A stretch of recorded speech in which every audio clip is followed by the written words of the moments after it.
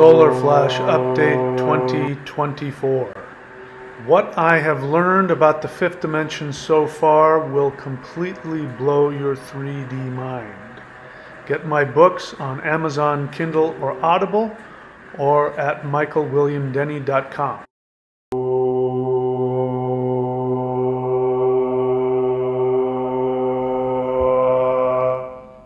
Hello, fellow human light beings. This is Mahadeva, the Thunder Wizard. Welcome back to the Thunder Wizard YouTube channel.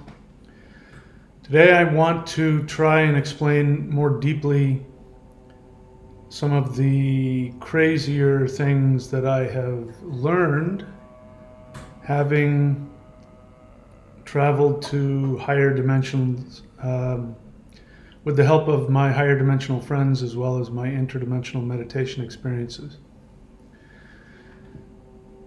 We're going to talk about 5D, but really what we're talking about is just any higher dimensional experience, and it is more intense and more real than anything in the third dimension. But if you want to truly know what it's like, and I assume this will be helpful to you as you evolve, you must forget everything you think you know about the spirit world, which unfortunately means forgetting the vast majority of everything that you hear from spiritual teachers. Except for some of the general things. Well, I'll get into some of the things that you can take a look at, which will show you some. There's a few things that if somebody is talking about the fifth dimension or about 5D and they miss these certain key points, they might not be wrong about everything that they're saying, but I can tell you that they haven't been to the fifth dimension.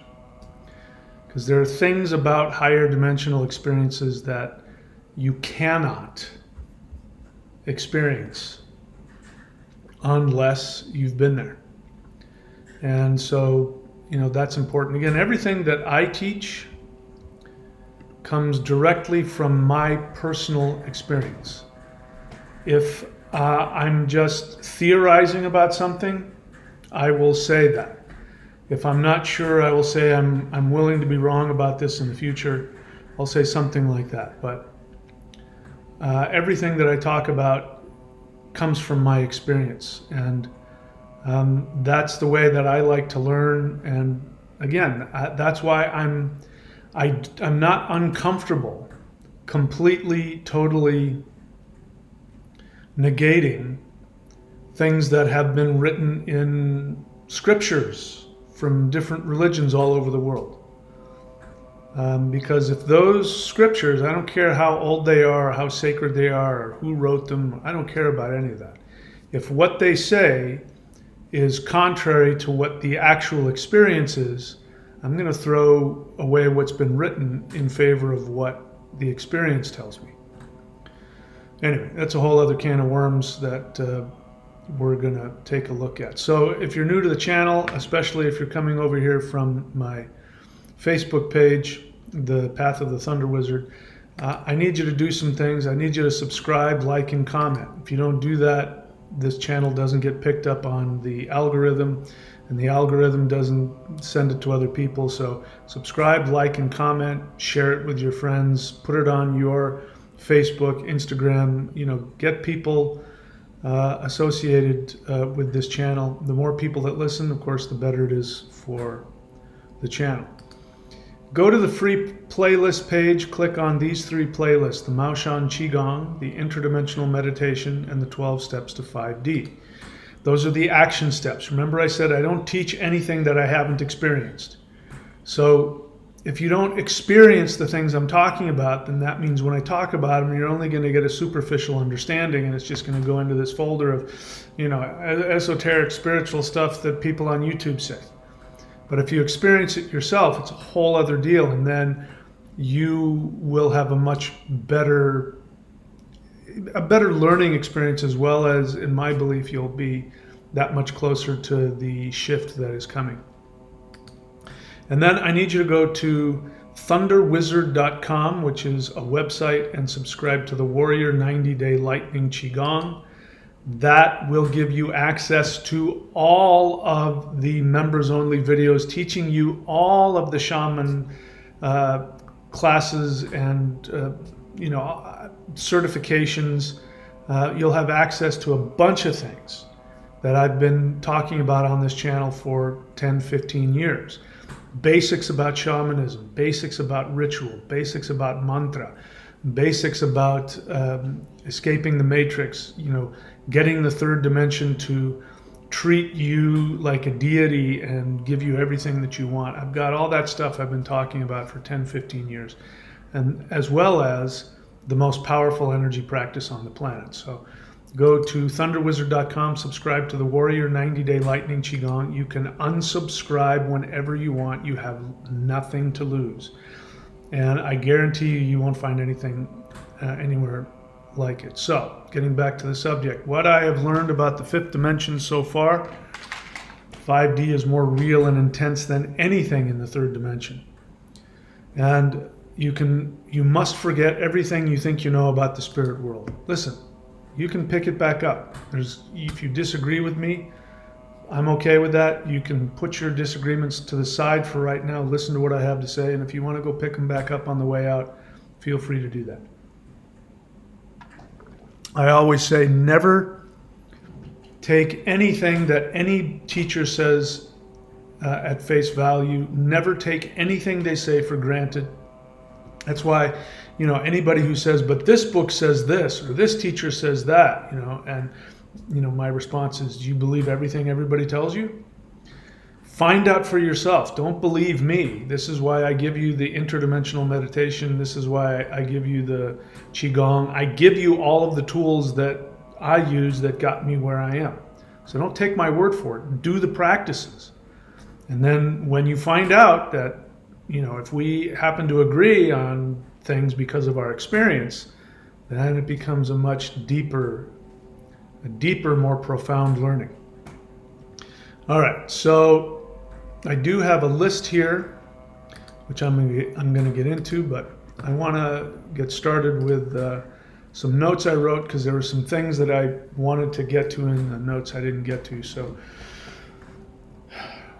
in order to understand shifting to higher dimensions, we have to back up and we have to understand the greater story of consciousness, which, like I said, you have to be willing to forget everything you think you know about the spirit world.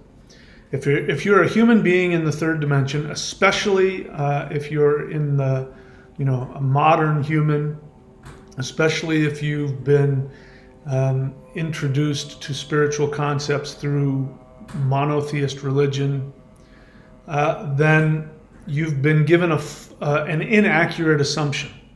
And if you have an inaccurate assumption about any body of knowledge, any conclusion you make after that, at best is going to be incomplete, if not outright completely false. So we got to start with a completely different, just wipe the slate clean and start with a completely different assumption.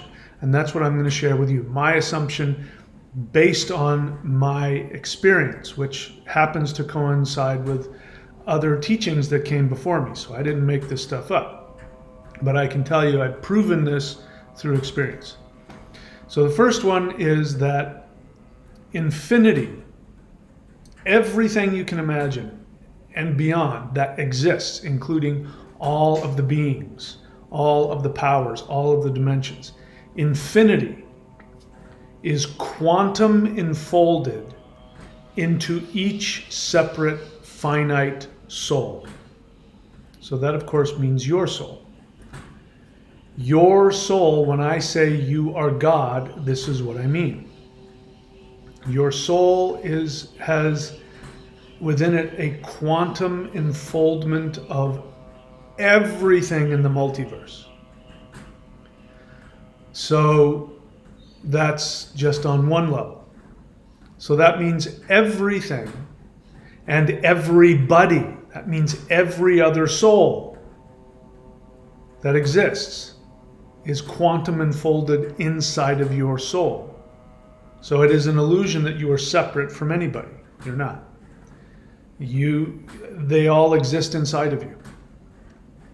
When you look out into space, this is a quote that was given to me in a meditation I had probably 20 years ago, maybe even 30 years ago. I was in deep meditation after doing some Maoshan energy work, and I was outside of my body, and I was floating around. I was a little light floating around. My body was huge, and my body was in this giant universe. I wasn't in my room. It was in the universe with all the stars and the galaxies. And this presence communicated to me, when you look outside yourself, you are looking inside. When you look out into space, you are looking inside yourself. So I went, I don't know what to do with that, but I didn't forget it. But it's true. When you look out into space, you think you're looking outside of you. You're not. You're looking inside of you. All of that is quantum enfolded inside your soul. So every single person that you run into, including me, anybody that you run into in your life physically, every single one of them is projected into reality from inside of you. They are a projection. So that means that you are a projection from inside everybody else. And because you live in the third dimension, your brain goes, I don't know what to make of that. How can that be possible? It's one or the other. Well, we'll talk about that. That's the third dimensional limitation. Third dimensional limitation can't understand that. But it's true. Every person you run into is projected from inside of your soul, and you have been projected onto this reality from inside somebody else's soul. In fact, everybody else's soul. So try and chew on that for a while. When you evolve, when you are self-examining and you evolve and you become awakened, to the extent that you awaken, the person projecting you also evolves. When they evolve, since they're projecting you, you evolve. So really, if you have this big, amazing awakening, you worked really hard on yourself spiritually, and you come to this huge awakening, did you do that or did somebody else do that? So the key to waking up the entire world, which is what we want to do, that's what we're trying to do here on this channel, trying to wake up the whole world. The key to waking up the world is to wake up yourself first. When you do that, other people will awaken. It is guaranteed. So I'm going to share with you as briefly as I can a story that I heard a while ago. It's about, I believe he's passed away now. It was a Huna shaman, a Hawaiian shaman. His name was Haleakala Hugh Lin. And so anyway, let me get to the story. It's just amazing, the story. So he was, I believe he was a psychologist who also became a shaman. And he was contacted by a mental institution in Hawaii. He lived in Hawaii. And this mentalist institution said, we've heard about you. You've done a lot of great things. We've got some really bad seeds here. We've got some people, we literally have to chain them to the wall, and it's inhuman, but we have to do it because they're so violent, biting people's ears off, and they're just, we don't know what else to do with them. Can you help? We've heard that you can help. So he went inside and meditated with himself, and he got the response that this was something that was part of his destiny. So he said, yes, I will come and help you. They said, great. When can you meet with the patients? And he said, oh, I'm not going to meet with them. He said, what do you mean you're not going to meet with them? How can you heal them if you're not going to meet with him. And he said, listen, take it or leave it. The only thing that I want from you is I want you to give me an office in the hospital, and I want you to give me their files, and I'll take it from there. And they asked more questions, and he said, listen, that's how I'm going to do it. Take it or leave it. And they said, okay, that's how we're desperate. Yeah, come on in. So what he would do is he didn't meet with any of these clients or these patients. What he did was he took the file. So let's say he takes the file of the guy who's biting people's ears off, right? So he doesn't know anything about him. He opens it up and he reads the blah, blah, blah, biting people's ears off. Now, as soon as he has a negative reaction to that, like, oh my God, or how horrible, or how frightening, or how disgusting, or whatever it is, slams it shut, puts it down, and then he immediately goes into change his perception of that person, because he's under the assumption that that person is a projection from within him, and that person is the way he is because he is judging his own soul, and that person is a projection from his own soul, and so he cleans himself out. He meditates. There's a mantra that they do which cleans things out, and when he does that enough and he sees the person for what he truly is, which is an infinite, perfect soul just like his, he goes, great, puts that one down, picks up the next one. And he did that with these patients. Now, amazingly, what ended up happening is that the patients magically started getting better. So much so that they were, as I understand it, released on their own recognizance. And he never once talked to them. And so when people would ask him, what about things outside of you? And he said, nothing is outside of you. Now, I've been living with this teaching since I heard it, decades. And I really, I liked it. I knew there was something true about it, but, I couldn't really grasp it other than just on an intellectual level. I have a different experience of it now. So just chew on that for a while, because how you view yourself is what's going to be projected in the world. You see evil people in the world, it's because you see yourself as evil. It's the only way that can happen. It's not possible that there is evil in your world if you don't have judgment and self-evaluation. It's not possible. The third dimension, the barriers of the third dimension. I say that the third dimension is like living inside of a mirrored fishbowl. You think you're looking outside the fishbowl, but there's a mirror there. So the only thing you see is your own reflection. You can't see outside of it.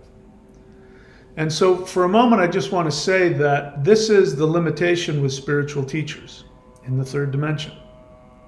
Unless they've had some kind of an experience that has taken them out of the third dimension, it's almost guaranteed that their beliefs, their conclusions are going to be simply third dimensional projections. Doesn't mean that they're wrong all the time, but they're going to be wrong about certain things. And I'm going to give you a couple examples. So there's a lot of teachers out there. I'm constantly looking. Especially on YouTube, I'm constantly looking for teachers that I can learn from. I don't think I have all the answers. I don't look at myself that way. Like I said, I'm not a channeler. I'm not a prophet. I'm not a cult leader. I'm just a normal person like you. And because of my interdimensional experiences that have completely, totally destroyed and devastated my understanding of the third dimension, and my struggles with, am I losing my mind? Am I going crazy here? Because when you start to see things that don't fit in the third dimension, you start to think you're going crazy. And to an extent you are, because that kind of crazy means that you're no longer bound by the hypnosis of the third dimension. So whenever you're as far out of this dimension, people in the third dimension are going to think you're crazy, or they're going to think you're lying, or they're going to think you're evil, because it completely threatens their dimension of reality, the third dimension understanding of reality, which it means it threatens our existence. So understand that whenever somebody comes along who has an understanding from outside of the third dimension and they teach that, this is why people get martyred and killed and things like that, because in order for, when people who are hypnotized by that third dimensional reality hear that, it's going to feel like an attack on their life. And it is, because if you identify with the third dimension, then your survival, you believe, depends on keeping that third dimension intact. Somebody comes along and breaks that open, the first response of many people is to destroy, to kill, to judge, to attack. So I forgot where I was going with this. So the third dimension is bound by self-devaluation. That is what hardens the third dimensional barriers. That's what polishes the mirror, so that you only see yourself. You only see what you think. So as I said, there are certain things that teachers say, and I listen for this. So if I'm listening to a teacher and I'm wanting to know, because what I want, let's be clear, what I want is I want to hear somebody who can tell me something I don't know, which will help me understand this crazy, higher dimensional experience that I'm having with myself, so that I don't feel crazy. And so far there's only one person, all across the board that has shared things that's been the same as mine. That's been Dr. Greer. He's the only person on all levels who hasn't said, there hasn't been one or two things that are just completely wrong. Most teachers, most people teaching 5D and Ascension, they're right, from my experience, about most of the stuff they talk about. There's a couple of things that if they say this, I know they haven't left the third dimension, because I can hear them projecting and seeing the reflection of themselves outside in the universe, and they think they're looking out into the universe and seeing a truth in the universe in higher dimensions, and they're not. So anybody who talks about extraterrestrials, or talks about spirits or gods or beings or higher dimensional beings or extra dimensional beings, great, go listen to them. There's a few people, as I'm thinking about, there's one other guy. He's got a different experience than I do, but that guy, he said something. I said, I know that guy's been outside of the third dimension because of that one phrase.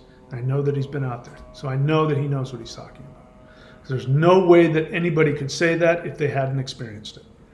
Because that's the thing. The third dimension only knows the third dimension. When you go outside of the third dimension, it's going to be so totally, completely foreign to what you think reality is. That's the nature of higher dimensions. It's the nature of it. So unfortunately, people throw around the word dimensions, the fifth dimension, the sixth dimension, but they are not really understanding what dimensions are from a physics perspective. And why should they? But this is why I say, all of you, if you want to know what I'm talking about when I say the fifth dimension, the sixth dimension, even the fourth dimension, which is the dimension of time, which we are already in, go Google or go on YouTube and search for what is the fifth dimension, and listen to what physicists say about the laws, the spatial features. When you get there, you're going to find out that what they're talking about and what the New Age gurus are talking about when they talk about the fifth density and the sixth density, and when they talk about 5D, you know that they're not talking from experience, and you know that they're not talking about stuff that's far crazier than you can imagine. Just to give you an example, this is a fairly common example. I've experienced this, other people have. When you interact with higher dimensional beings, especially if they astrally take you to their world or to other places, one of the things that's going to happen is, especially if you're very visually acute. Now, I'm not. In my astral travels, I really have a hard time visualizing. I feel it, and it's sort of like an etch-a-sketch, and I'll have to create some kind of vision in my mind just to have something to interact with. But some people really see things out there. I'm not one of them. But I've had a similar experience. So for me, like when I go to visit, or I'm called to go talk to the councils, the Council of 3, the Council of 9, Council of 13. There's all these councils, in higher dimensions. When I go there, they're always to the right of me. And when I keep turning to the right, they just keep moving to the right. And so I've had to teach myself to literally just grab that and put it in front of me. And I don't know what I'm doing, but somebody said, a physicist said something about the 4th dimension or the 5th dimension, and he mentioned right angles, blah, blah, blah, at right angles. And I went, oh, that must be it. I must be in a higher dimension, and my 3rd dimensional mind can't comprehend all these other spatial things that are going on. And other people have said that when they're interacting with higher dimensional beings, even if they're physical beings, that when you look at their head is blurry and you can't make any details out. And you ask them about it, and they say, don't worry, you wouldn't be able to comprehend what I look like. It means they're in a higher dimension and their body is expressing things in a dimension. And what happens, your 3rd dimensional brain just goes file not found. There's just a spinning beach ball. You can't figure it out. Now, the only way that you would know that is if you've been there. And people who haven't been there, they have no problem describing everything, and they never run into anything that they can't possibly comprehend in the 3rd dimension. Which lets you know it's their own projection. They're either projecting their fantasies, they're doing their best. Sometimes they're not lying, but they're doing their best to try and figure things out. I do that all the time. Or they're con men or con women, or they're deluded. But whatever the reason, I know if that isn't part of their story, they haven't been there. But here's the biggest one. Now, all that other stuff I just said, I can take with a grain of salt. But here's the big one, and this one is the one that you should write down. Any spiritual teacher who talks about the earth, talks about higher dimensional beings, the history of earth, spiritual, anything along those lines, extraterrestrials, ETs, if they say anything that has to do with evil, higher dimensional beings, evil extraterrestrials, you can put on there has not been to higher dimensions. Because there is no possible way anybody can go outside of the higher than the 3rd dimension and not immediately, or at least almost immediately, know from experience that it is impossible for a higher dimensional being to have any negative, predatory thoughts, feelings, or actions. The reason for that is because in the 3rd dimension, we are limited. And the 3rd dimension is about the dance of duality. In duality, you have good and bad. And when you feel separate from something, that is the only time that you attack, you hurt, or you're afraid.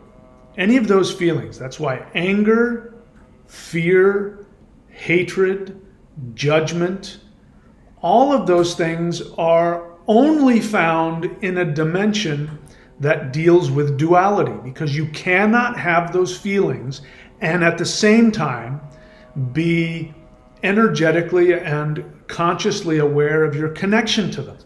It's impossible.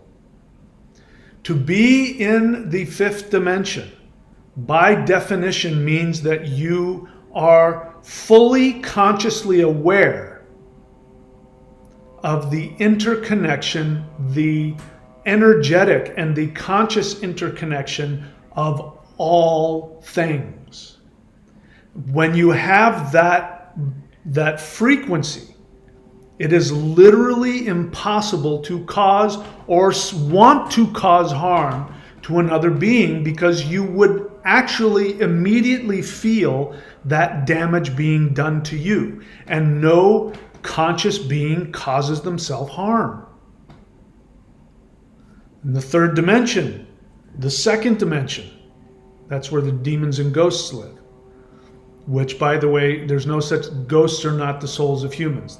They're something else. Demons are not fallen angels, because that would be impossible. A fifth dimensional being accidentally falling all the way down to the second dimension, that doesn't happen. It happens in third dimensional religions and myths and fables, because that is our experience in the third dimension, because we are struggling to get beyond duality, and we fall. We rise and we fall. We fall in love and then we hate. We make mistakes. We act out in anger. We act out in fear. And there are some people that are so wrapped up in it, they do it all the time. And what do they say? They justify it. They think, again, the God of the third dimension, which is Jehovah, what does he say? You shall have no other gods before me, which means he doesn't believe that he is connected to all other beings. Because if he did, he wouldn't say, thou shalt have no other gods before me, because he would, that indicates that he feels insecure. If he were truly a higher dimensional being, and somebody said, I worship you in the ocean, I worship you in the god Baal, I worship you in Shiva or Ashtaroth. I said Shiva. If Jehovah were really the God he claims to be, he would go, yeah, that's me. Yeah, I'm in that. I remember. Yeah, you did that. In fact, I'm in you. I'm worshiping you right now. He doesn't do that. So that's the proof that he's not God right there. But he is, what is he? He is a projection of the dual human ego, the dualistic human ego, because that's what humans deal with all the time. Me versus you. That's the battle. So my point is, any spiritual teacher, this is what you look for. If 99% of what they're saying is true, if at some point they start to talk about, you have to be careful of the evil draconian ETs, or you have to be careful of the evil archons, or whenever they talk like that, you know they've never been outside of the third dimension. Because that is our projection. It doesn't mean, let me be clear, it does not mean that those entities won't exist in the third dimension. Because they do. I don't care if you believe that the globalist corporate cabal, the Illuminati, I don't care if you believe that they are lizard people, because that's just a symbol. I could care less if you believe that or don't believe that. If it helps you to believe in how evil they are, if you turn them into something non-human like a lizard person, fine. But then you have to qualify it by saying that they are a third dimensional being. So the people who want to believe that lizard people come from, underneath the earth and they've got cities under the earth, fine. That would make them a third dimensional being. But anybody who, even if they don't realize it, starts to assume that these archons or evil beings are in higher dimensions or outside of the earth, because the earth, let's be clear, the third dimension is a specific property to planet Earth. There literally is like a fishbowl, and it's self-encased in this. This is Mother Earth's dream. Her dream is surrounding Earth.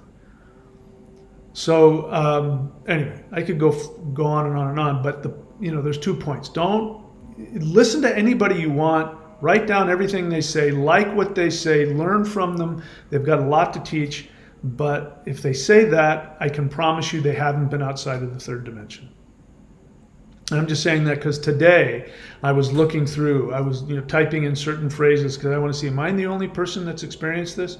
And I'm looking for it, and I find teachers who start talking in that direction, and then they start going into, and then the evil archons. You have to be careful. The evil archons, the draconians, and then I go, this person may have knowledge, but they can't help me understanding the fifth dimension.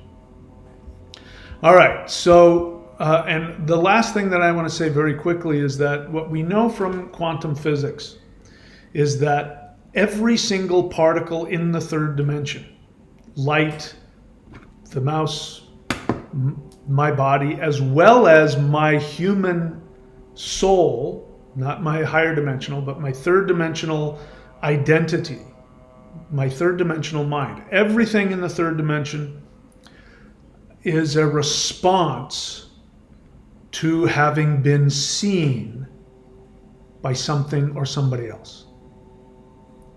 So each one of those people that were doing horrible things in that mental institution, they now have, a character. They, they're really dangerous and evil, and they'll bite your ears off, and, they're a horrible narcissist, whatever.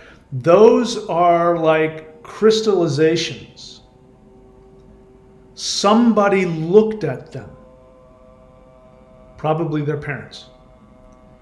Somebody looked at them and they had a response. It's sort of like, that's where the myth comes from about what's her name? The snake lady hair, the Gorgon. If she looks at you, she turns you into stone. We respond when we're in a quantum state and we don't have an identity, which is when we're babies. But it can be throughout our life, but especially when we're babies, we don't have an identity. We're in a quantum state. We're in a liminal state. Our parents see us with an expectation of what we are, and we become that. So the way out of the third dimension is to get out of that, to change our quantum essence. That is done through spiritual practice, and it takes a very, very long time because you end up being the one looking at yourself and changing the way you see yourself, which changes the way that you act and the way that you are. The fastest way is to be seen by a higher dimensional being who does exactly what Haleakala Hugh Lin did with those patients. He saw them for what they truly were, which was an infinite being of light. And when they were seen with that expectation, they shifted and they became in accordance with how they were being seen by him. When light beings, higher dimensional beings, look at you, they see you as you are in their dimension, and you will begin to change. There's no way to avoid it. The only way to avoid it is to avoid interacting with them. This is why people are so afraid of extraterrestrials. Not only because you've been lied to about the fake alien abductions and the human-created fake aliens that are made out of all kinds of things, but again, if you want to believe that they exist, they're third-dimensional Earth beings. We can just say that if you want to believe that the Greys walk around and, anally probe you. Right, if you want me to believe that they exist, great, but they're not anything other than third-dimensional beings. Because nothing outside of the third dimension would ever do that to you, ever. Because that would mean they were doing it to themselves. No conscious being ever does that. Make sense? All right, so as always, I talk far too long and there's far too much to say, but let's get to my list, which I try to keep myself on track here. So 3D is limited because it is only a projection screen from the fifth dimension. So let's stop there for a second. You're looking at a two-dimensional screen. right? If you tried to shake my hand, nothing would happen. Because you can't grasp your hand around my hand because it's a two-dimensional screen. You can't touch it. But if I were physically there in front of you, you could, grasp my hand and shake my hand. But your mind turns this two-dimensional thing into a three-dimensional picture because you are in the third dimension and you can extrapolate. You can see as I move. You can't tell that I have, ears until I move. Oh, there's an ear. Oh, there's another one. You can't tell I have a top of my head, back of my head. And your brain logs all that, and it's like AI. It takes it and creates a third dimensional thing that you create in your brain. You can't see my back, but you can already, put together. He's connected at the waist, and he's got toes and feet, and that's what your third dimensional brain does. It creates a third dimensional model of this two-dimensional projection. So the third dimension is a screen as well. And it is a screen upon which fifth dimensional energy and ideas is projected upon. That is why you know what love is, even though in the third dimension, your third dimensional physical limitation and psychological mental limitation is love or hate. Idealization or devaluation. That's a much better way to put it. So we think idealization is love, and it's not. It's projection. So little babies idealize. They don't truly love yet. They don't have the ability. They idealize. They see you, they need you. My teacher once said a long time ago, I'm sure he still says it, but I was asking him about, this girl I met and, should I date her? And, here's how I feel, here's what's going on. And he says, I'm throwing together a bunch of different stories into one just to make it work. But he says, well, there's, I love you because I need you, or there's, I need you because I love you. So what you want is the I need you because I love you, not I love you because I need you. So when you have a selfish need from somebody, that is you're objectifying them. You're with that girl because the sex is really good. But, other than that, if it weren't for that, you wouldn't spend any time talking to her. So that's idealization. That I'm with that. He's got a lot of money. He always takes me out to nice restaurants. But other than that, I really don't like him. So you're only using him for his money. You're idealizing him. So when you're in relationships and you have googly eyes towards somebody, that's idealization. You're objectifying them. Doesn't mean that you love them. You have a strong desire, you need them, but it doesn't mean that you love them.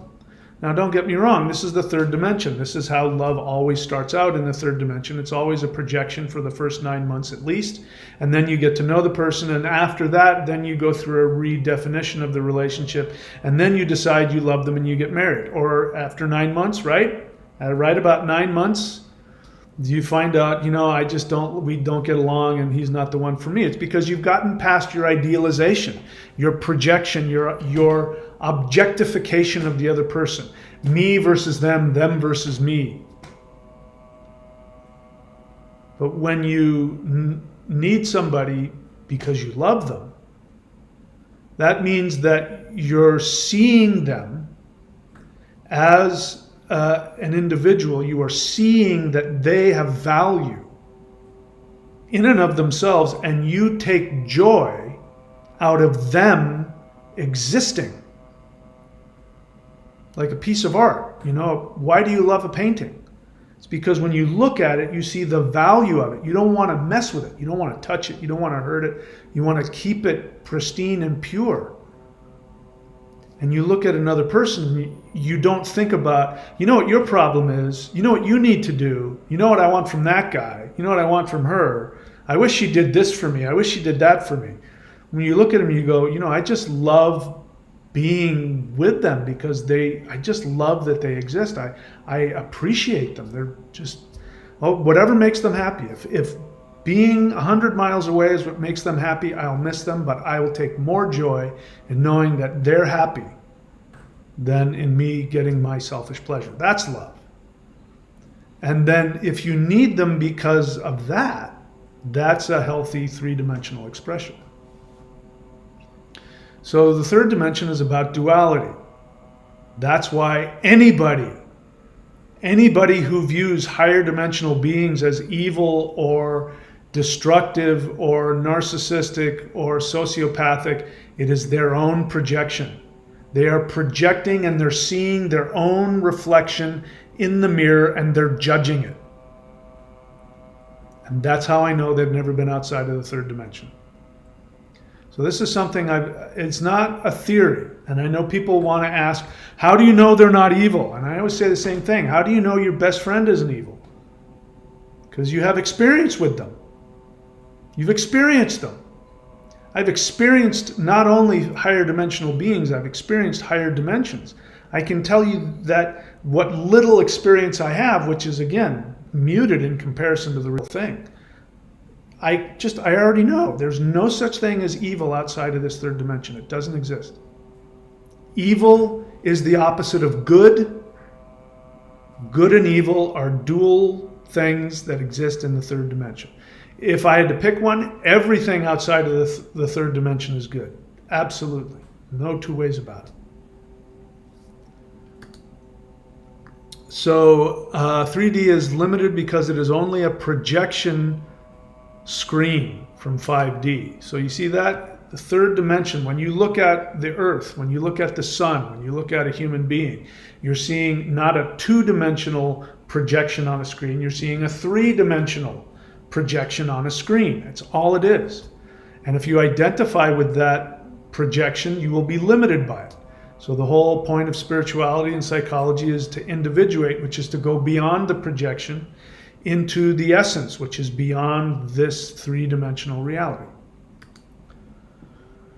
3D is primarily dualistic experience hinting at 5D love, meaning that's why you can love. I mean, if you think about this, like, when you look at, when I, watch documentaries about, for instance, the supposed uncontacted tribes in the Amazon, they've actually been contacted. They were contacted 100 years ago, but the Europeans slaughtered their ancestors, so they took off into the bush. They know that you exist. They know all about European culture. They ran away from it. They didn't want anything to do with it. But it's well known that if you go into, the really deep jungles of the Amazon and you run into these tribes, they will slaughter you without thinking twice. They will just brutally just slice you to pieces. They won't hesitate. So from your perspective, if you're, not one of them and you go in, you have to treat them as evil. They're evil, they're bad, they're dangerous, because that's how they're treating you. They're looking at you as evil, bad, dangerous. Nobody's connecting with each other. Nobody knows each other. They're operating from fear, maybe rightly so. When you think about, without knowing them, you'd think, what kind of person, if you look at the body of somebody that's just been slaughtered and, sliced to pieces and maybe even eaten, something, you go, what kind of person would do that? How can they possibly do that? They must be horrible. And so in your mind, you see that aspect of them. You see them as these evil, uncivilized, horrible, just less than human, primitive. They're just like animals. They must be animals. And then, when somebody actually does connect with them and interact with them, you find out that they love each other. They love their children. They love nature. They're full of love. How can they do that? How can some being full of love act like that? And they could say the same thing for, the Westerners that come in, who do the same thing. These people who came in and slaughtered all of the native tribes, they loved their children, they loved their spouses, they loved their pets. How can we do that? How can we be both loving and also full of hate at the same time? Because we live in a dualist projection. And we can feel the hint of love. And what happens? We yearn for it. It's the one thing that all human beings yearn for. They yearn for the love. What about children? Like, this happens a lot. By the way, a lot of serial killers are orphans. I don't know if you knew that. A lot of serial killers are orphans. So in that case, you don't have an orphan who was seen and judged. In other words, the idea that I'm giving you is that a child is born and the baby is in a dualist, liminal, not dualist, in a liminal space, in between. It hasn't defined itself. It's waiting for somebody to look at him with an expectation. And based on that expectation, the baby becomes whatever the expectation is. So that means if the parent is loving and is filled with true unconditional love, that's why babies stare in your eyes. They stare in your eyes because they're trying to figure out, who am I supposed to be? And when you look at them with true unconditional love, they go, oh, I have value in and of myself. I am a conscious being. I have value simply because I exist. Got it. And now they learn how to have compassion. They learn how to have empathy, self-empathy, and empathy for others, because you can't have one without the other. And they become healthy, adjusted, happy, loving people. The opposite happens. People who are born with less than perfect parents who are narcissistic, abusive, and what they're going to do when they look at the child is they're going to project onto them their own self-hatred. And so the child's going to go, oh, I'm a worthless piece of crap. Got it. Okay, so since I'm a worthless piece of crap, I'm afraid, I hate. That's where all evil people come from. You can always take it back to that. So what happens to a kid who's born as an orphan? Well, we can't blame it on whoever's looking at them. So they're in the same position. They're in a liminal state. They don't know who they are. And so the only thing they have left is the third dimension itself. And the third dimension itself what keeps the third dimension encased is self-devaluation, self-limitation. So what ends up happening is the orphan starts to create a dialogue within themselves. I'm no good, I'm unlovable. Nobody's loving the child, so the child says, I'm unlovable, I'm bad, I'm wrong, I'm evil. And then the response to that is to be incredibly needy and incredibly destructive. I don't know why I went off on that. So there are things from the fifth dimension that we experience. Light, electromagnetism. Scientists say that these things are actually properties of the fifth dimension that leak into the third dimension. So the light that's hitting me through the clouds there from the sun, that light is coming in, but that light is not from the third dimension. It's from the fifth dimension. The sun is a portal to the fifth dimension, which is why light comes out of the sun. Love is the same way. We can sense love. We can get close to it. What I'm about to tell you is that even if you have the most intense third dimensional love possible, think of the most loving human being in the third dimension. That person is only a vague shadow of real love. So that leaks into the third dimension. And that's why we have to strive to be loving people. We have to strive to love ourselves, because it's not a natural part of our world. It's only a hint. It's a shadow.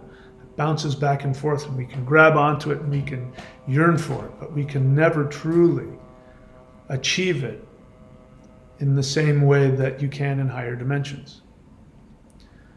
This is why it's so important that we act lovingly even if we don't feel it, because that's the only thing we have in the third dimension is our actions. It's the only thing we can control. We can't control our feelings or our impulses.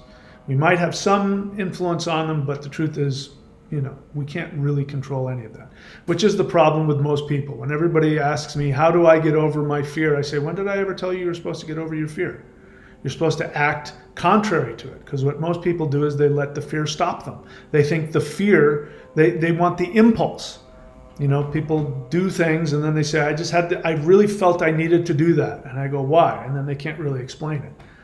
So you believe that your impulses are the most important thing, but they're not. Your actions are much more important than your impulses. And this is simply being a mature person. This is what discipline, this is why discipline is so important in spiritual practices. Through discipline, you learn that your actions and the result of those actions are far more important than your feelings and your impulses. Because your feelings and your impulses can change from one second to another.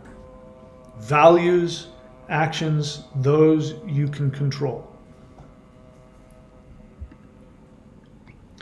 Light and electromagnetic energy comes from the fifth dimension. Emotions are exponentially more intense in the fifth dimension.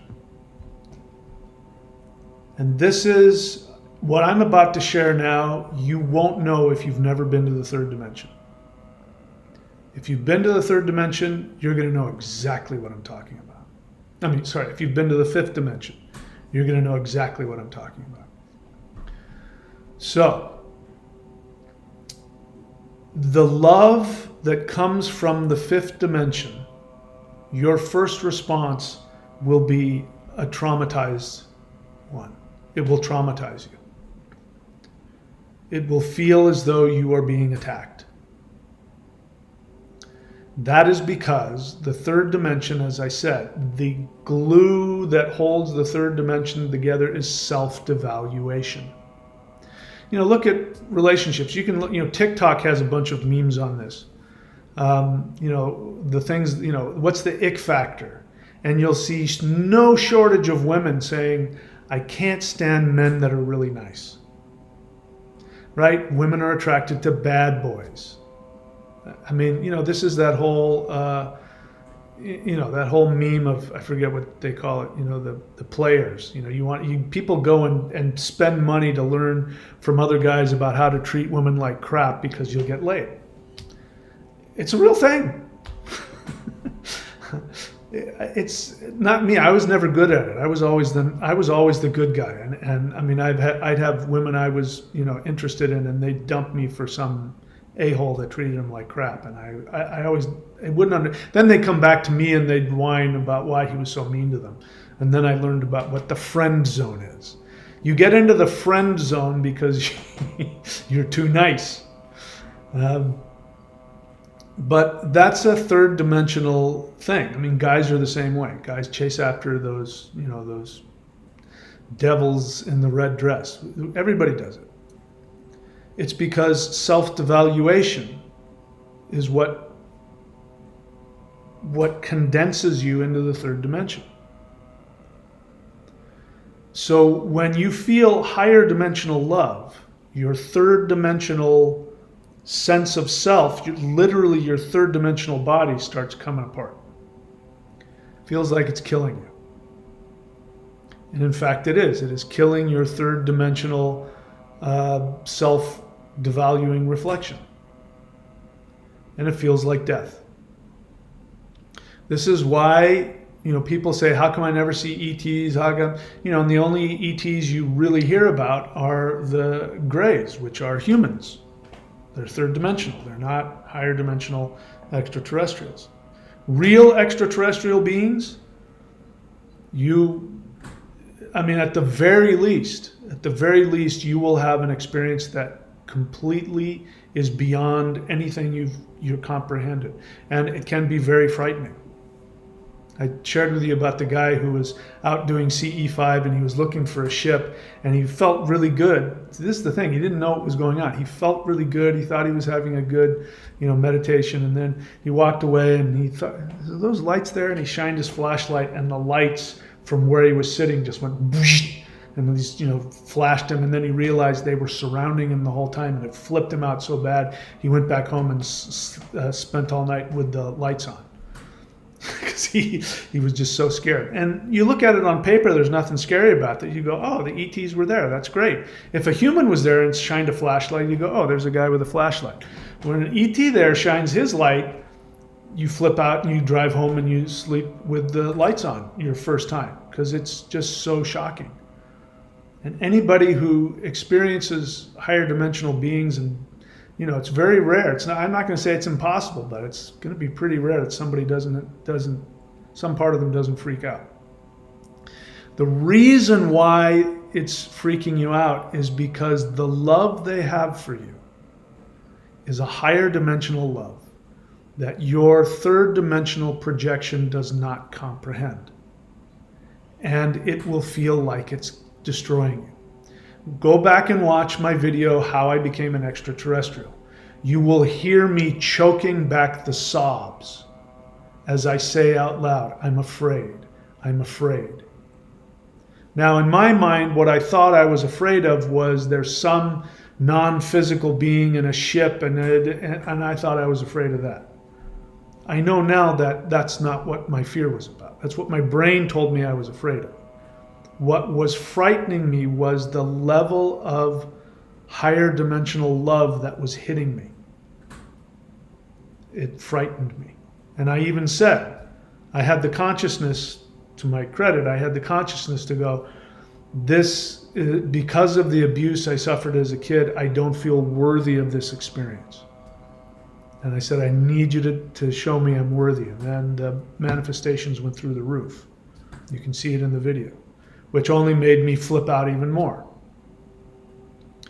But I was absolutely adamant about making that connection, and I didn't care if it killed me. When I'm saying to you, I'm afraid, when I'm saying to them, I'm afraid, and when I'm consciously saying, but don't stop this experience, I was also letting them know, if this kills me, it kills me. I don't want to, I refuse to not accept this. Don't leave because of my fear. Because they will. If you're afraid, they'll leave you alone. They don't want to harm you. They don't have any interest in that. Again, anybody who talks about extraterrestrials and them doing things against your will or harming you in any way, they haven't been to higher dimensions. They haven't communicated with higher dimensional beings. Or if they have, they've conflated the two. But when you really go there, there's no way, there is no question in your mind. You know that there is no such thing as hate or devaluation in the fifth dimension or above. It doesn't exist. The emotions are exponentially more intense in 5D, and don't conflate in there hate, doubt, fear, because those don't exist. Those are self-devaluing feelings. So the emotions that do exist, love, empathy, kindness, patience,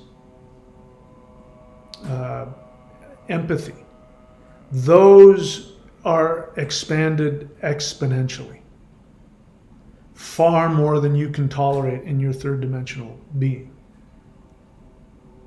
And that was the biggest, that was really one of the most crazy thing about it for me. Because the contact kept happening. It happened continuously up until today, but really for the first 3 to 6 months, it was just constant every day. And the level of joy again, levels of joy you can't even begin to comprehend. But the level of love that was coming at me and the things that they were saying, they were so over the top with how full of love they were. In other words, they didn't have any, here in the third dimension, we have a filter. Even if we're really, really, really into somebody, unless we really trust them and it's in a really safe, private environment, then we might gush, But then we filter it, we go back in public, and and if we see somebody, oh yeah, you're a nice guy. You're an attractive girl, but we don't gush. It's not. We don't do that. There's no filter. They don't hold back anything. When they express love to you, it's overwhelming. Absolutely overwhelming. Because of higher frequency, only love exists in 5D, no hate. I already said that. All conscious beings in the multiverse are souls. All souls are equal. Now this is a new experience that I have, which is, again, you don't know this if you haven't been outside of the third dimension. Maybe you can guess at it, but maybe poetically, but when you know for real, on a deep level, how true what I'm about to say is, it's mind-boggling. So I've already shared this. I'm in the third dimension. I'm going to hold back a little bit of the details because it's very personal. But there was somebody that I knew. It wasn't who you're thinking. It wasn't my fiance. You're going to think it's my fiance, and it wasn't. There was somebody that I knew in the third dimension very well who passed away. I've since had a continuing interaction with that person's soul. Of course, their soul is much different than their physical 3D person. They don't have any of those limitations. They're beautiful, loving, kind, supportive, wonderful. And so, of course, I healed all of that karma and all of that. And, this person was, and in a different way, in a different manifestation, this person is somebody that is constantly taking care of me and guiding me and loving me. And one day I went out into meditation, and this time there were some light beings who had a ship. And they said, we want to show you something. And they said, come on into the ship. So okay. So my astral body went and sat in the ship and took off across the universe. And then they, came out of warp speed or whatever. And there was this star nursery where the stars, were coming into being. And you'll have to forgive me, I might get emotional. And they said, that star right there wants to talk to you. And I'm like, well, okay. So I float out of the ship and I go down and I say hello. And it turns out to be this person who was a human. And they've decided they're going to be a star now. So I want you to think about that for a second. When you think about being something else, you think about being, incarnating in another world. I think of myself as being a physical being, a human being walking around. I don't see myself as what we would consider to be a thing, like a planet or a star. But the same consciousness that was inside of a physical human body has now incarnated inside of a star. And I'll save the rest of it for later, but it gets very personal and very, very intense, the reasons why this person did that. But I just want you to focus on that concept of that changes everything. So it's not like, we've been taught, even in, Vedic and Hindu, for many years, one of the biggest mistakes about Hinduism is it believes that if you sin, you're going to be, you're going to go down the evolutionary ladder and be reincarnated as an animal or a plant or a bug. There's a judgment to that. And I don't believe in that kind of karma at all. I don't believe that any incarnation is a punishment. There's no such thing. You only incarnate because you choose to. Just like that person chose to reincarnate as a star, because that's what gave that person the greatest joy. That's why they got to do that. I look at that and I go, oh my God, you're going to be that for billions of years. You're going to be a star for billions of years.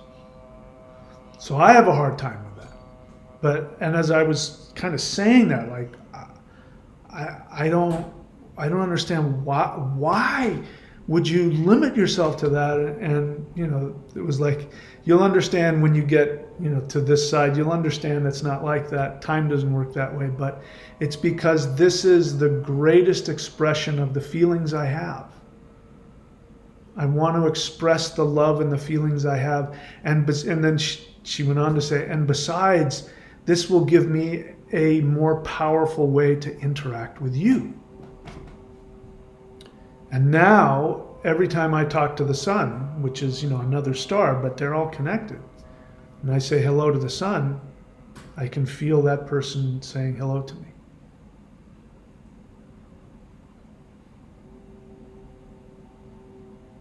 Sorry.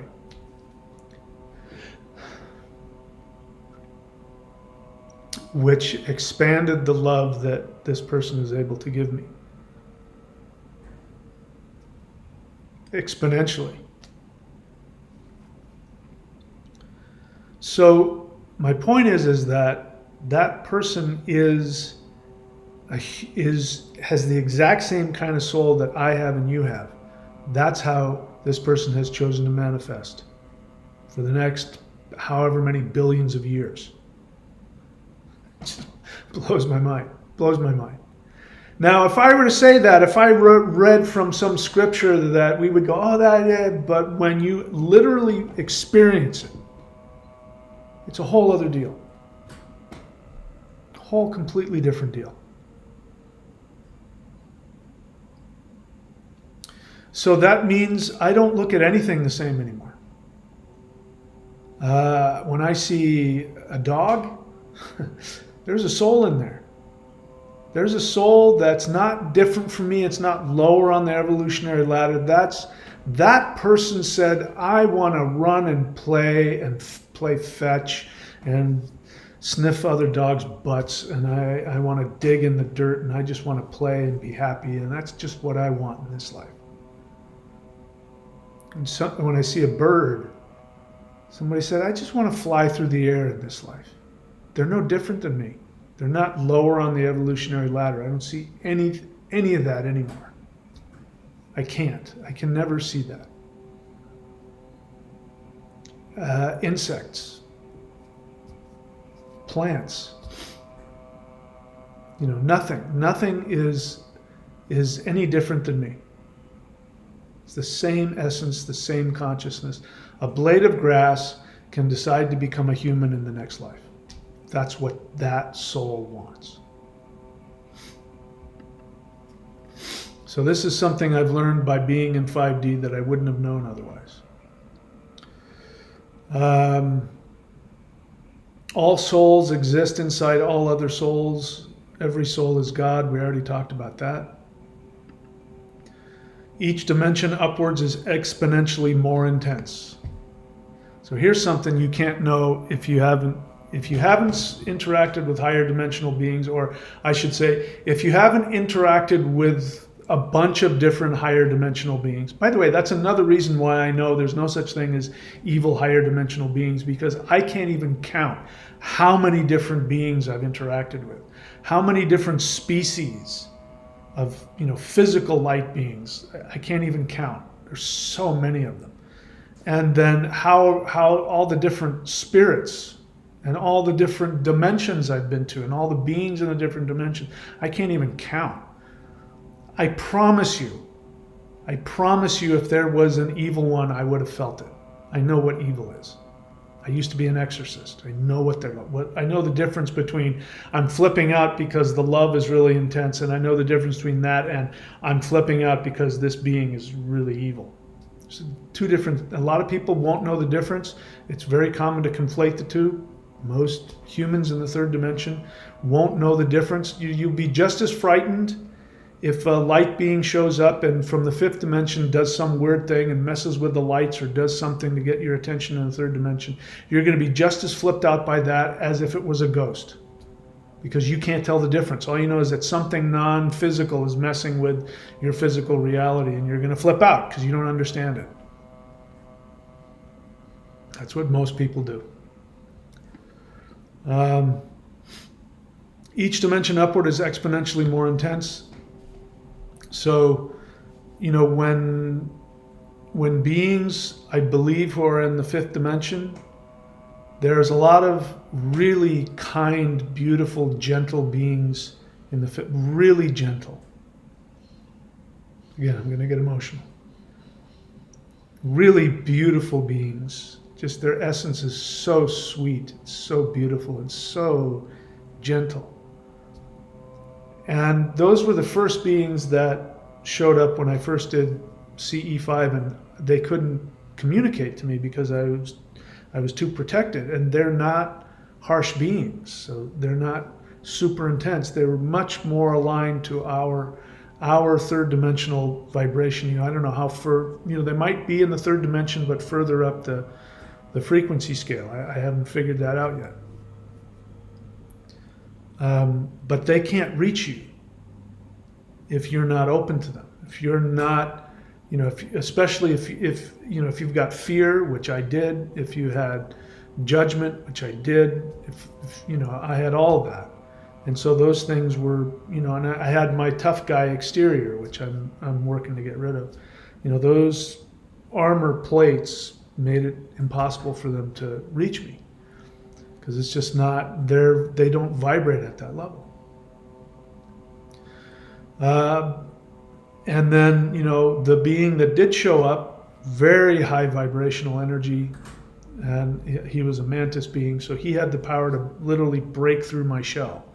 And they even showed me, I talk about it in my book, they showed me through, a shamanic sign. They were going to crack open my shell. It's exactly what they did. And I wasn't ready for it, and it was physically very, very challenging on my physical body. My physical body had a hard time with it. But because of something I did, it was the first time that I did one of the live interdimensional meditations. Everybody should, if you're interested, you should go and, they're recorded on there. Go and do one of the guided live interdimensional meditations. There's a lot of power in those things. And, my goal, I'm going to be doing them every Sunday here. I'm going to be doing them every Saturday, Sunday if you're in my hemisphere in Australia. But I forgot what I was saying. So I went and the first time I did that, I went to the sun and we sent loving energy to the earth to create the solar flash. And I had just thought I was doing a meditation, but when I was done, the whole multiverse was absolutely going bananas with happiness and joy. They were like screaming and shouting and clapping, and they were just going, and beings were coming to me. I had no idea what I did.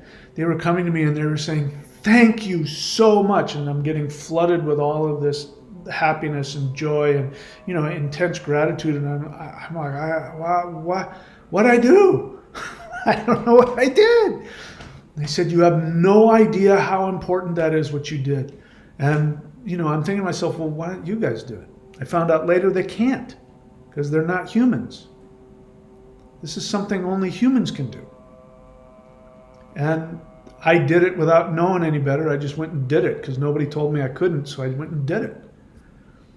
And they went bananas for that. And then they came to me a few days later. I guess they had a big talk about it.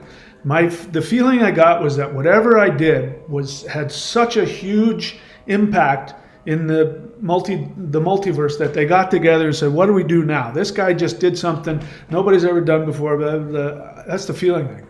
I don't know. I'm not saying that's what they said. That's the feeling I got. They came back a few days later, and this very nice feminine being says, because of what you did, you're going to get an upgrade. I had no idea what that meant. And I was probably looking at her with a dumb look on my face. And she said, say thank you. And I said, oh, thank you. And she left. And I'm waiting around.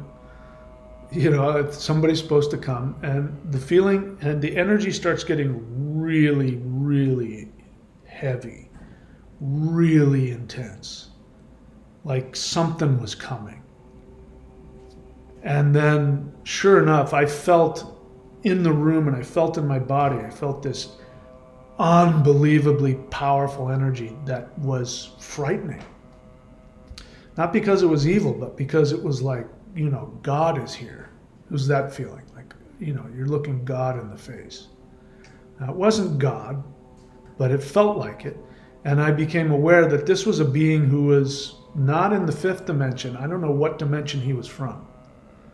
He was from something above 5.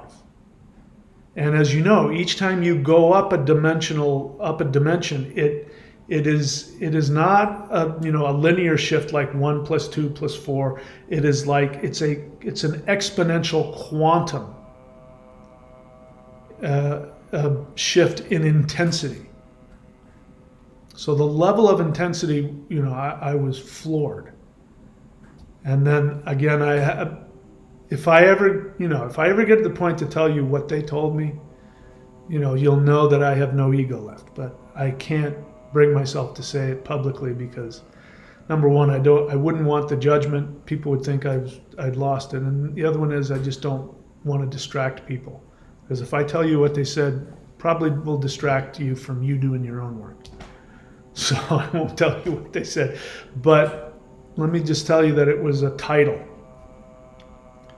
And then he said, because of what you've done, I now declare that you are fill in the blank.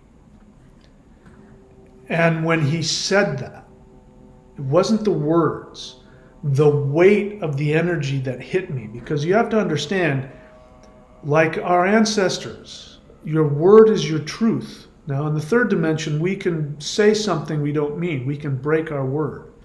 But in higher dimensions, there's no difference between a word and their essence. There's no difference. So when a higher dimensional being speaks to you and specifically proclaims something, promises something, says you are, when they say you are, remember what I said is when they see you, you respond and you become what they see.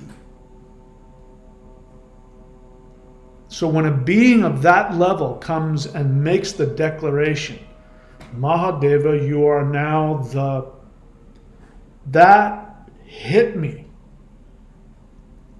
I can't even describe what it did to me. It broke me.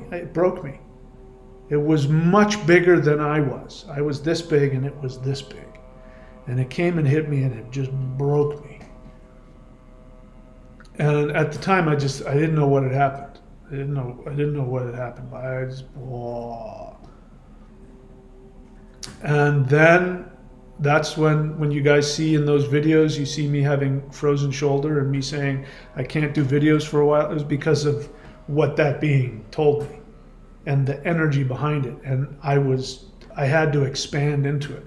And what caused me the damage was that my third dimensional mind tried to fight it. When my third dimensional definition of who I was tried to fight against what that higher dimensional being had just declared, what he saw in me, that's when my body broke. And I was afraid it was going to kill me. Not to mention the fact that I thought I was losing my mind. And I couldn't tell, I can't tell you guys. You know, there's only one person I've told. Thankfully he can handle it. But, you know, until I can handle it and I think you guys can handle it, I'm not telling anybody. It's just too much. My point is, somebody who doesn't have that kind of, I mean, you can see the effect it has on me. If somebody comes back from higher dimensions and they don't have something like that to talk about, they haven't been there.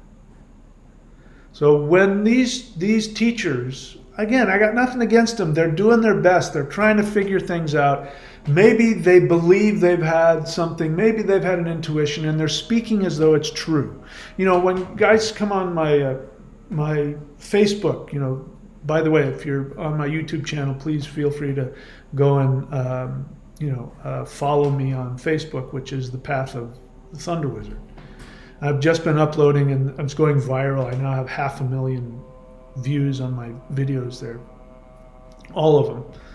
And so, of course, people say, and this guy thinks he knows, and how does he know that, and prove it? And they don't know that I'm not one of these people that's just spouting things without any knowledge. I mean, I've been there. And that's why I can say, if somebody says, prove it, I say, I don't have to prove it to you. You can figure it out for yourself. Do what I did, and you'll experience what I did. I don't have to prove anything to you. That's how you know I'm not full of shit.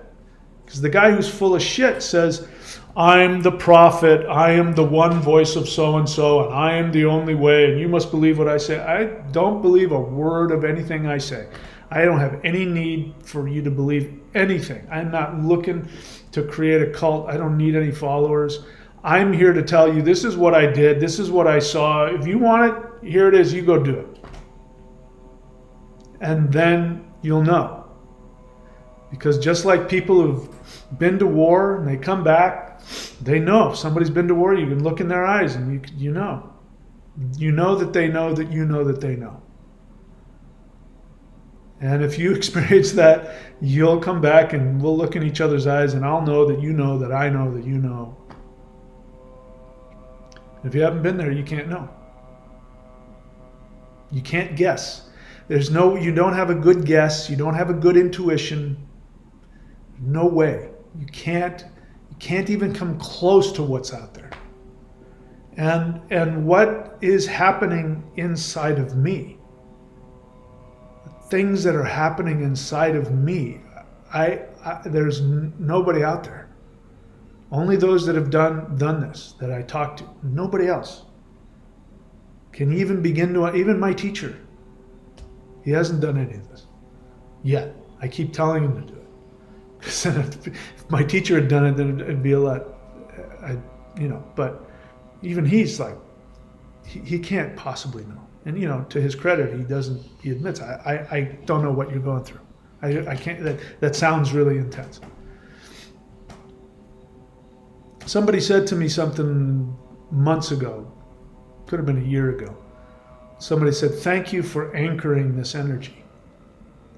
And that's exactly what it is. There's an energy from another dimension that has been anchored into me that is growing.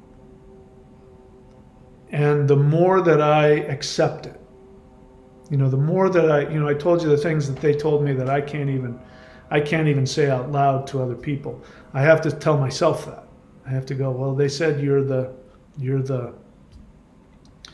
and when I just go, it's just easier to believe it. It takes more work to try and figure it out, try and deny it, even though the third dimension, it doesn't fit in the third dimension at all. It's just easier to accept it, just to believe it. And when I do that, I can feel them going, yeah, see, this is reality now. You're living in a dream. That's why I'm telling you, we live in a dream. This is a dream. This isn't real. It has as much sense, it makes as much sense as a dream makes, which is, dreams don't make any sense. We think this dream is making sense. We think we have, scientists think they know what the fuck is going on. One of my favorite things, I laugh at it every time I see it, is, what's his name? I can't remember, I always forget this guy's name. Neil deGrasse Tyson. He has a great quote, but when he says it, I go, yeah, you're talking about you. He says, it's one thing, let's see, how does he say it? He says, it's one thing to think you know the truth about something, and it's another thing to know when you're wrong. And it's obvious he's condescending to the non-scientists, the flat earthers who don't know when they're wrong. And I go, yep, that's you, pal. Because he doesn't believe in any of this because he's a scientist. And the only thing the scientist does is he looks at the rules of what he thinks reality is, and reality is a dream, which is an illusion. So he's got all of the rules for what's an illusion. And he says, when he says this is true, this is this and this, he could well be saying the dream is, the illusion is. But scientists, because they can't get beyond their intellect, they only know what they physically interact with. And the end result is a dream. There's nothing real to any of it. None of it. The only thing that's real is your soul. The only thing that's real is the love within you. That's the only thing that's real. Everything else is bullshit. All of it. Might be fun, might be interesting, but it's nonsense. The only true thing that exists is love, joy, and bliss. That's it. That's why, they came to me, as you guys know, I wrote the book, get it here, michaelwilliamdenny.com. Before I knew anything about this, I wrote a book called The Shamanic Secret Commandment to a Perfect Life. And I lived by that, even though there was no objective evidence for any of it being true. I lived like it was the truth because I didn't want to live in a universe where that wasn't true. And it hadn't been true up until that point, and I decided this is how my universe is going to be. This is how I think a just universe is. And I wrote it down like a law. And I wrote it down as a spiritual law, which meant I had to follow it. And I did. And it changed my life. And I went, oh, holy crap, this thing works. The higher dimensional beings, when they told me who I was, which I haven't told you yet, but when they told me who I was, they came back and they said, that's why we chose you, because you figured it out. You figured it out on your own. That joy is the most important thing there is. And that your job in every manifestation, in every single dimension, your job, your only job is to exist in a way that brings you the greatest joy possible.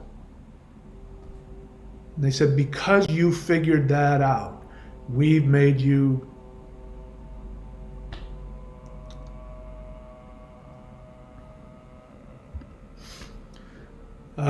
so gods are souls just like you, but in a higher dimension. Think of somebody that you respect, physical human being that you respect. You relate with, you like them, you're a little different than them, but you guys really get along. You would see that person as your equal. You don't feel above them, you don't feel below them, you really like them. Let's say, for example, that let's pick a god. Let's say Rama. Okay, everybody loves Rama. Krishna, one of those.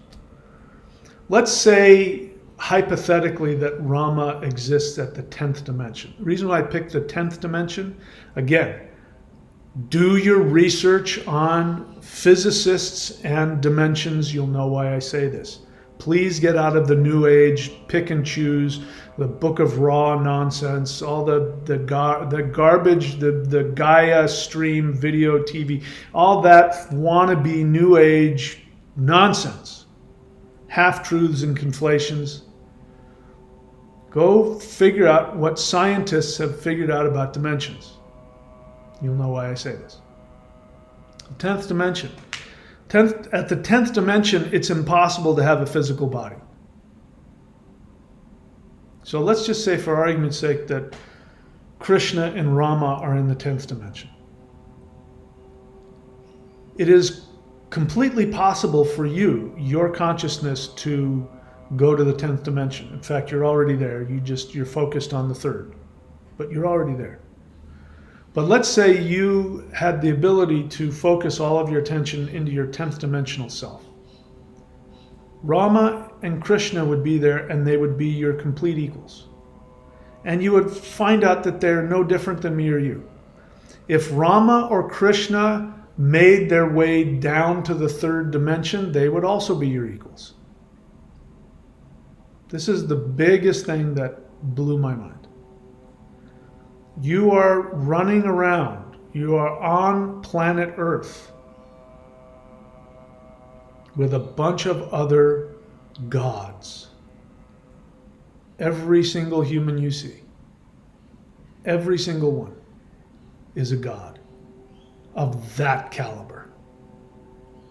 The only difference that I can think, I mean, you know, Rama and Krishna are good examples of the third dimension, especially Rama. Rama gets trapped in the third dimensional. He makes some mistakes, gets stuck in it. Krishna, you know, people idealize Krishna, so let's give them the benefit of the doubt. The difference between you, with all of your human three-dimensional foibles, and Krishna, or if you want to use the example, Jesus. You know, why would Jesus be able to fish into loaves, walk on water, rise from the dead? It's very simple.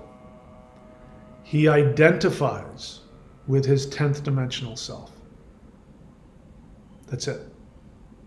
Other than that, he's no different than me or you. Rama, Krishna, Shiva, Brahma, Zeus, Odin, Thor, Kali, Lakshmi, Freja, pick your god or your goddess. If you were to be at their level, you'd be hanging out with somebody that was just like you. And they often incarnate as limited humans that screw up and make mistakes. If you've seen the picture of Hanuman, the very famous, painting picture of Hanuman, and he's digging his nails into his chest and he's tearing his chest open. And what you see is Rama and Sita. Because as you know, Hanuman is the servant of Rama. And I don't remember the exact quote, but something, Rama complains, or questions, are you really there for me? Something like that. And, Hanuman is like, I can't believe you're asking me that. He says, you are my heart.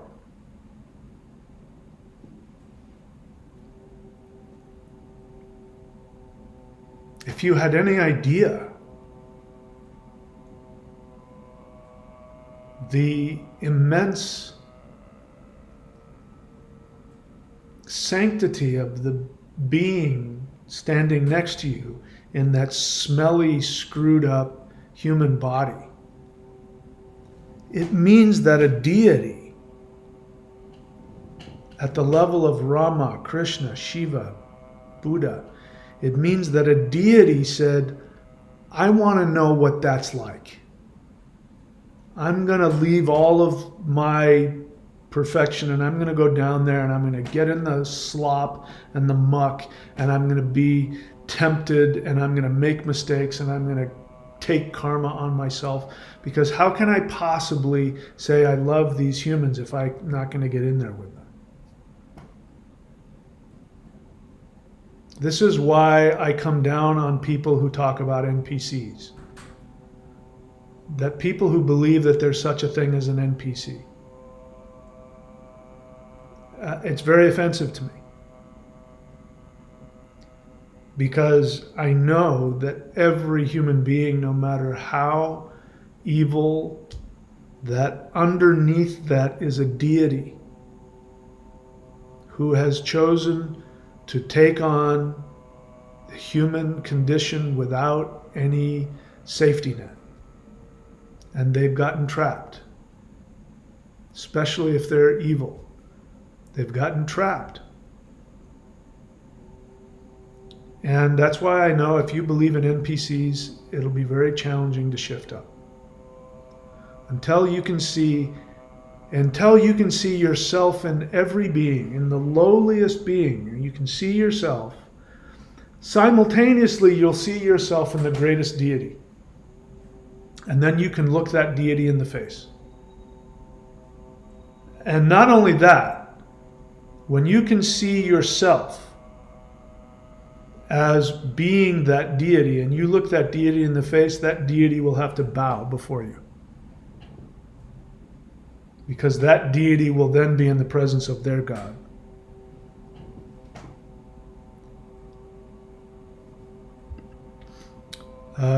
So you also exist in all dimensions simultaneously. I already said that. Anyway. That's all I have for today. I just wanted to make a video because, I'm throwing out all these videos and I'm telling you this is this and that is that. And I wanted to just share with you the experience of it. What it's doing to me. And what I believe is coming for everybody. I think everybody's going to go through what I'm going through, if they're not already going through it now. If you want what I have, you got to do what I do. 90-day challenge. Click on the Warrior 90-day challenge. Subscribe. Do the interdimensional meditations. Do the 12 steps to 5D. If you really want to be able to let go of your anger, your pain, your resentment, your fear, your self-devaluation, the 12 steps to 5D is the best way to do that. Working with the higher dimensional beings is the best way to change your perception of reality, your perception of yourself. Doing the lightning qigong is the best way to gather the energy to be able to take actions that you wouldn't normally take, to be able to literally just change the frequency of your physical body. This is what I have available for you. I make it available. And of course, my books, michaelwilliamdenny.com. If you're coming here from Facebook, please subscribe at YouTube, at Thunder Wizard, here on YouTube. That's it. I've worn myself out. So, again, if you're new to the channel, like, subscribe, comment, go to the free playlist, Mao Shan Qigong, Interdimensional Meditation, 12 Steps to 5D. Go to thunderwizard.com, subscribe to the Warrior 90-Day Lightning Qigong. Those who subscribe at whatever level is what's keeping my lights on. It's not, it's getting harder and harder to do this human thing, like pay bills and take care of stuff. But so all I want to do is just teach and share and make videos, and it's helpful for me if you can subscribe up here, because then I don't have to worry about anything. I can just do that. So everybody who does that, I appreciate that. And most importantly, anybody who's doing the practices and you are working on yourself, that's the most important thing. Because again, if you evolve, I evolve. So yeah, do the work. Take care of yourself. And if I can help, let me know. I'm also here to work with people on a one-on-one basis. And again, if you go to thunderwizard.com and scroll around for the apprenticeship levels, you'll see the different apprenticeship levels. And you can subscribe, and then you get to work with me. And I think it's really important to have a teacher. Again, the point of a teacher is you got a physical person who sees you. And remember, we respond to how people see us. And so a teacher is somebody who has a connection to higher dimensional energies, that when they see you, they're seeing you as you are, and you will respond to that. There's something that happens between a teacher and student that doesn't happen anywhere else. It's the closest thing you get to working with a higher dimensional being is working with a teacher you trust. So if you're stuck, you're blocked, you want help, I'm here. Subscribe at the apprenticeship level, and I'll do what I can to help you. All right, let's see. Is there anything?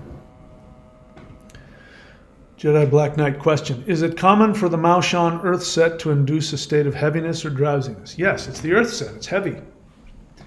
I never experienced this until I incorporated all 5 elements, Earth being the last one. So Jedi Black Knight is talking about the Maoshan 5-element moving postures, which I have a link up here sometimes, and it's, if you want it, it's real simple. It's just the numbers 923.thunderwizard.com. If you go there, you will see a big package that I'm selling for almost nothing. In that package is the Maoshan shamanic 5-element movements. I could go and talk about hours about how those practices open up a portal, more powerful than anything you'll find anywhere else. So now he knows the difference. He's done earth energies, he's done the earth meditation, he's done the Taoist, earth sound, the earth breath, and now he knows the difference. He's now doing the earth moving postures, and he's now downloading literally the deity, which is the element of earth, and you feel it in your whole body. You become earth. I was about to share a story, but I won't. And he says, it improved my sleep for the last few days. Yeah, this stuff is real. 923.thunderwizard.com if you're interested.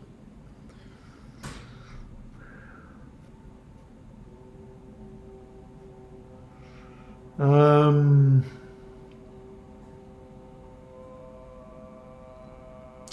don't see any questions here. Okay. Some people are sharing some interesting experiences, and I relate to that. Anyway, but I don't see any other real questions, so we'll leave it at that. All right, guys, thank you so much for showing up. I love you. I appreciate you. And I hope you understand you're far more than you can possibly imagine. Now, here comes a question. Pete Puck question. Are there any consequences for evil people who in their lifetime commit horrible things to other human beings or animals? So here's what's not included in your question.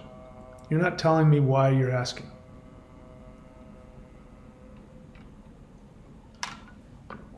You're only asking for one of 2 reasons, or maybe both.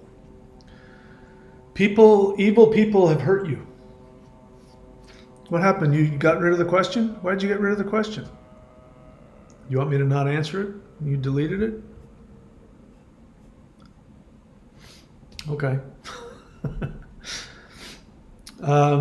But what was missing from the question, Pete Puck, is why you're asking. Because the only reason that we get hung up on evil people is because either we've been harmed. I have been. We've been harmed and we're struggling with that pain. And we struggle with, because when somebody's harmful to you, the message is you don't exist. The message is you don't have any value. And that's the worst thing that we can experience. The worst thing that any human being can experience is the feeling that they don't have any value, that they don't deserve to exist. When somebody harms you, they are objectifying you. They're treating you like an object, and that's the message that they give. And so when we take that wound on, we then become victimized. And we become angry. By the way, the person that harmed you, you know where it came from. Somebody did that to them, and they're acting that out. They're projecting onto you how they feel about themselves. So now you know how they feel. That's really what's happening on an unconscious level. Hurtful people want you to know how they're feeling so they don't feel alone. Now, consciously, they don't think that, but that's the real motivation. They don't want to be alone in their pain. So they inflict it on you so that they know somebody else feels it. So when you ask about evil people, are they going to pay for their sins? What you want is you want them to feel how you feel. So the answer to your question is, what you don't know right now is that whatever punishment that God could do to them or that you could do to them if you got revenge wouldn't even come close to the damage they do to themselves every single moment of every day. The reason you don't know that is because you allowed their harm to separate you from them.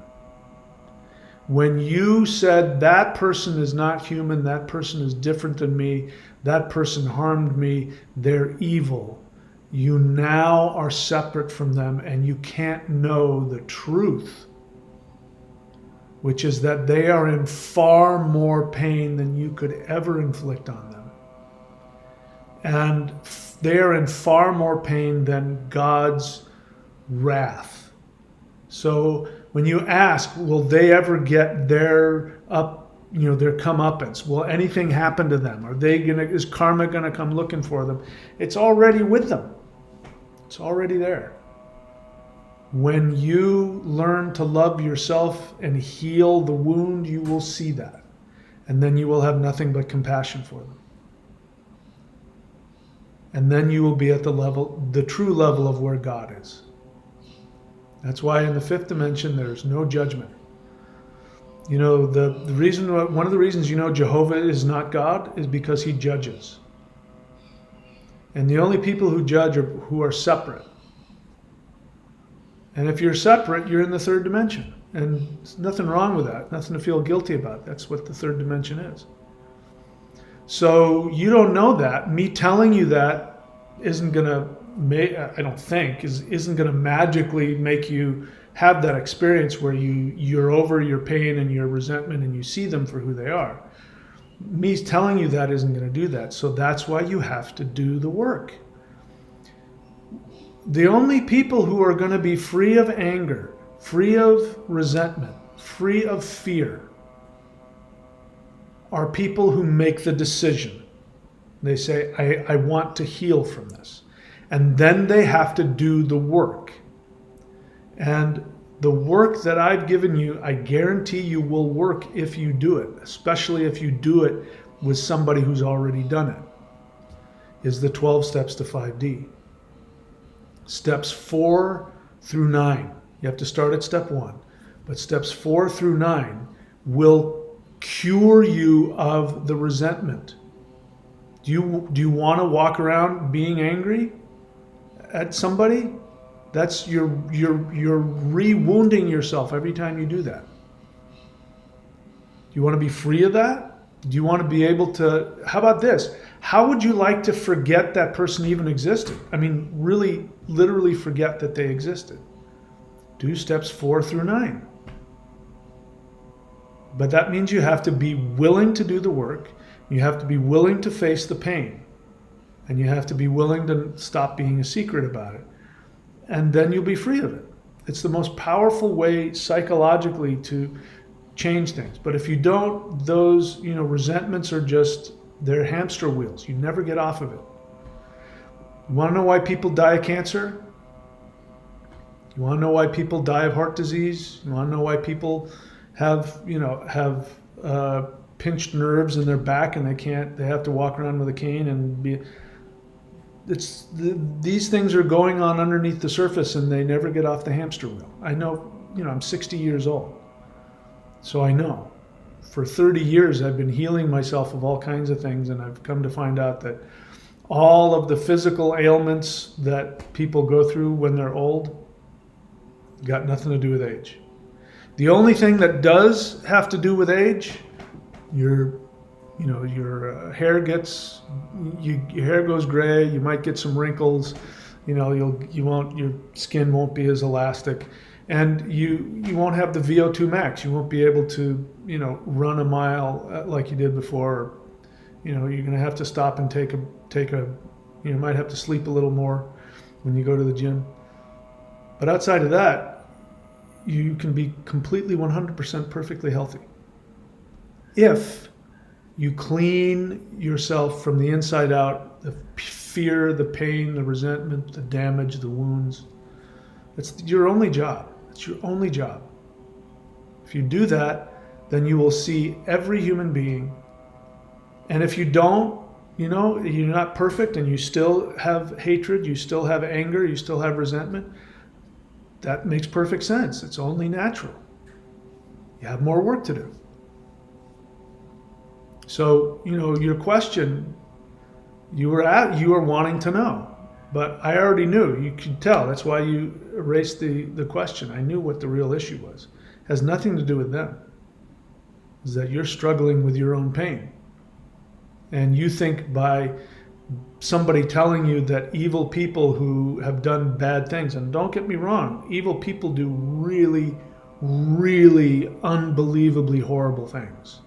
In this world, there are people who I call the dark force. They're humans with souls, but they have become so damaged and they have become so separated from their own soul that the level of evil that they are involved in is beyond anything you can imagine.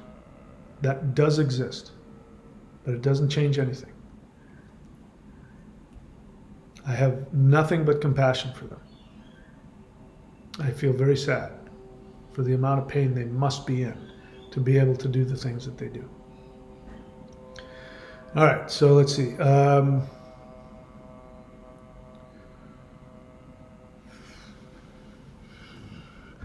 Tormore2, interesting name, says, question. Is there anything else that I can do to continue with my gods that will restrict any type of victim other than practice and learning? I don't know what you're asking me. What do you mean? I've given you everything I know. So you want to know everything there is to do? Everything I offer. Go subscribe to the Warrior 90-Day Challenge and do the 90-Day Challenge. Get my books, michaelwilliamdenny.com. Do the 12 Steps to 5D. Work with a teacher and then teach somebody else. I mean, if you want to know all the things to do, I don't know anything else. And, you know, that's why people say you have so much stuff. I give everything. You know, that's most teachers, you know, especially old school teachers or cult leaders, they'll only give you a little bit and they say they'll save the rest. You know, and to my, you know, not to my credit, it's actually, you know, it's not a good thing. I give away everything because I want people to have what I have. But the truth is, if you make things hard to get, people are more likely to do it. So, you know, you're asking that question and you haven't even bothered to look at all of the things that I have and you haven't done them all. Because if you're asking what else could I do, because if you were doing all the things that I make available to you, you wouldn't have any spare time. You'd be saying, I don't have time to do everything. And then I'd say, well, then only do some of it. So you already told me you haven't done anything on my channel. You know, don't take it personally, but you're really that serious? You really want to do absolutely everything? Subscribe to the Warrior 90-Day Challenge. Well, what's that? You don't have the money? Go get a job.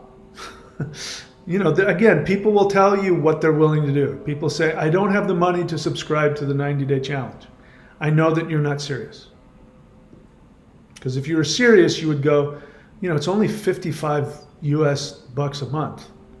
I can get another job. I can borrow money. I can do something. I mean, that's what I did. So I know that when somebody tells me why they can't do it, I know that you're not truly serious. That's okay. You don't have to be anything other than what you are. That's why I give out the free stuff. So hopefully I answered your question there. Here's another question. Shiva is definitely the Mahadeva I'm most attracted to, along with Freya and Thor. Should I work with them, especially Shiva, to help destroy that mentality and restore that power? So go to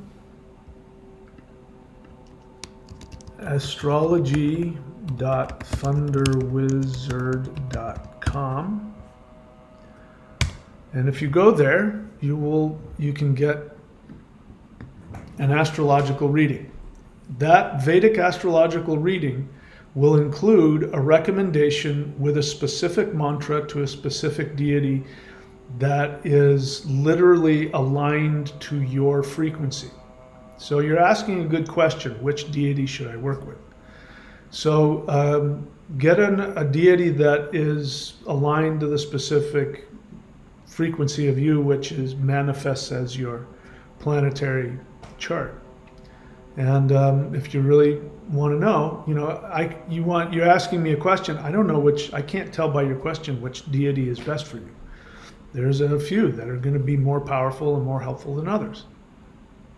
So if you really want my help with that, you can get a reading. You don't have to get one from me. There are other people there that are my students who have far surpassed me in Vedic knowledge, and they can do the same thing at astrology.thunderwizard.com. One of them is here, which is Thundra. You can go, you'll see her on there as well. So there, I answered your question. In other words, if I haven't looked at your chart, I can't answer that question for you. Shiva's always a good one to go to. He's one of the, But, you're trying to destroy that mentality, which is good. But again, people ask me, how do I get over the fear? And I said, when are you supposed to get over the fear? So it's not destroying the mentality that's going to save you. It's being able to take action in spite of the mentality. That's the discipline. So you can have a victim mentality. You can be filled with a victim mentality that cripples you in terms of your feeling. But all you have to do is take an action. Let me give you an example. Somebody said they were in a lot of pain. Should I use that example? I'll use a real basic example. There's a girl in your biology class that you just have a super crush on, but you're so afraid. You're so afraid to go talk to her. And somebody says, "Well, dude, why don't you just go ask her out?" And you say, "I can't. The fear is stopping me." Well, that's a lie, because you had the power to say with your mouth, "I'm too afraid to do it." The amount of energy, the literal amount of energy that it took to form those words and make the sound come out is less than the amount of physical energy it would take to say, "Will you go out with me?" So you can. You're having a feeling and you're choosing to allow that feeling to stop you. But there's nothing preventing you from doing the action while having the feeling. So there's nothing preventing you from acting in ways that will empower you while you feel victimized. Go back and watch my video. I mean this. Go back and watch my video, How I Became an Extraterrestrial. I was shaking. I could barely stand on my 2 feet. And I was holding back the tears. I was going to fall to my knees and sob. And I was saying, "I'm afraid. I'm afraid." I was having all of my feelings, but I was taking the action completely contrary to my feelings. That's the only thing you need to know. You don't know how to do that? That's what a teacher is for. So I can tell by your question, you could benefit from having a teacher. All right. Is that it? We all done? I love you, my friends. Thank you for showing up. I wish you all the best, and I do see all of you at this moment as being perfect, bright, shining, infinite souls. And this is just an illusion you can choose to wake up from at any point in time. All of the links are here. Please take advantage of them. And all those of you who support me, I appreciate you. Thank you very much. Until next time, my friends, if I do not get beamed up to the Starship Enterprise, which is a very real possibility, and or if the solar flash don't come, and or if I don't shift myself up out of this third dimensional reality, if none of those things happen, then I will see you all again very soon. Please do me a favor and take very, very good care of yourselves. You are so loved and so needed and so important. I love every single one of you. I will see you all very soon. Solar Flash Update 2024. What I have learned about the fifth dimension so far will completely blow your 3D mind. Get my books on Amazon Kindle or Audible, or at michaelwilliamdenny.com.